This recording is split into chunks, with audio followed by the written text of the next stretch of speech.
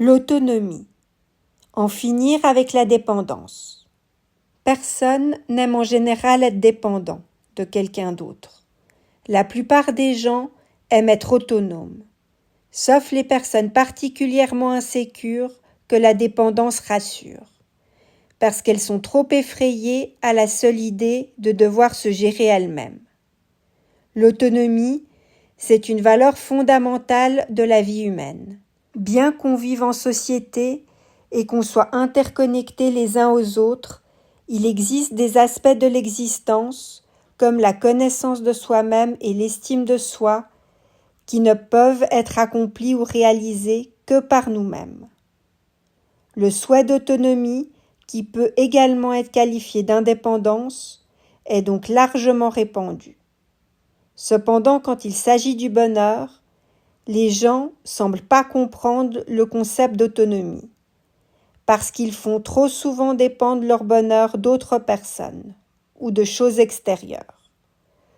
L'autonomie qui est tant prônée semble d'un coup s'effacer quand l'une des choses les plus importantes de la vie est en question. Être heureux. N'est-ce pas là un peu contradictoire? Il y a des choses qui peuvent seulement nous être données par nous-mêmes, pas par les autres. L'autonomie, c'est la seule source de liberté intérieure. Je parle pas là simplement de la liberté d'agir, comme vous l'entendez peut-être, mais plus essentiellement de la liberté de l'esprit et de l'âme, dans le sens que vous ne dépendez pas des jugements ou des opinions extérieures pour guider vos actes. La véritable autonomie, elle permet d'accéder à une profonde authenticité. Elle permet de rendre ce que nous faisons, pensons et ressentons le reflet de nos propres besoins et désirs, plutôt que l'écho de ce que les autres attendent de nous. L'autonomie, elle vous confronte face à vous seul, pour assumer vos choix, vos erreurs et vos victoires. Seule une démarche intérieure autonome peut vous permettre d'acquérir une vraie et bonne connaissance de vous-même. C'est seulement en explorant vos propres désirs, craintes et aspirations que vous parviendrez à mieux vous connaître et à définir votre propre identité. Les autres ne pourront pas le faire à votre place. L'estime de soi est une autre dimension qui ne peut pas vous être donnée par quelqu'un d'autre, uniquement par vous-même. La reconnaissance des autres peut seulement vous encourager.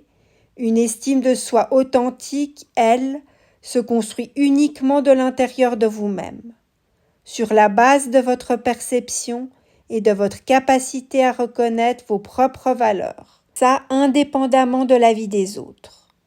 La dépendance aux autres crée un besoin constant de leur validation, et elle vous laissera au mieux une estime de soi fragile, parce qu'elle dépendra toujours d'une source extérieure.